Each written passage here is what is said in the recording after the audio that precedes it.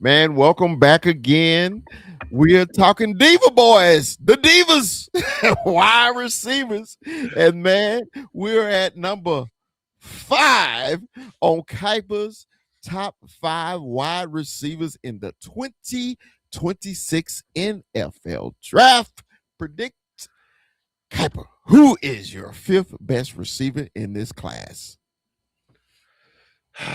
Man, dude.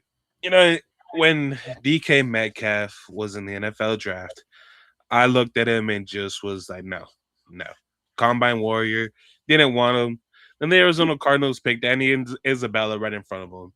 And I never hated Andy Isabella more and wanted DK Metcalf so bad. I hated Steve Kern for that pick, but here's another kid who's freakishly tall and freakishly fast. Chris Brrazzell Jr. from Tennessee. 6'5", 200 pounds, 22 years old, and the kid ran a 4.37. Bro, he might be 6'5", but this kid moves so fluidly like he's 6 foot. Not like, these tall receivers, they all have problems with the hips. They have problems sinking and, being able to run those intermediate routes, being able to break in and out. No, this kid has extremely fluid hips and is able to move around like he's freaking 6 foot, has no problem in those areas. And I love the long speed and that fluidity because he sets up his routes extremely beautifully. You can't press him, and you can't just guess on whether or not he's gonna run that vertical route, the go route, because he's gonna come back and dust you away with a comeback or a curl. Man, when you say long and lanky, this kid is long. Yeah. He is long, man. I didn't realize he was that fast though. Oh I yeah. I thought he was, a 4 or 5 guy because you could just assume that just by the height.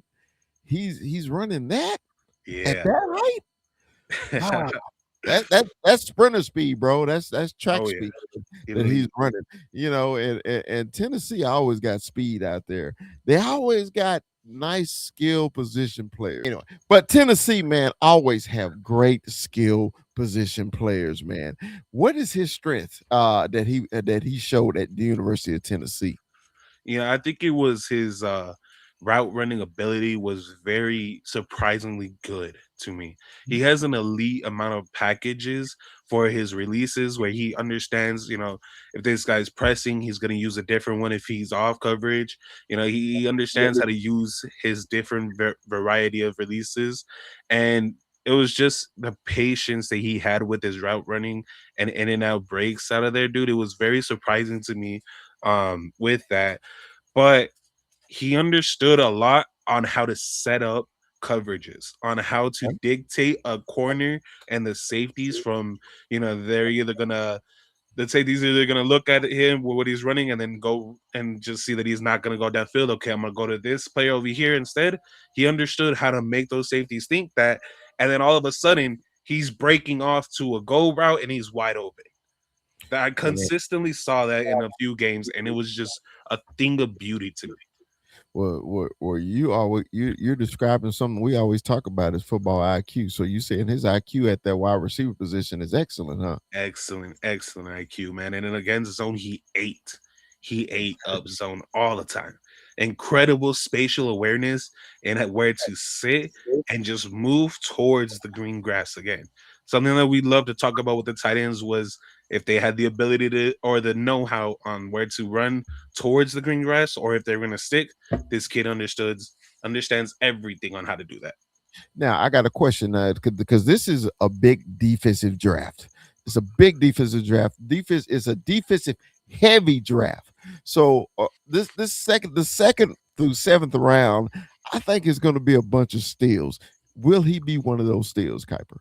I think it really depends on whether or not he can improve on his biggest weakness, and that is concentration drops.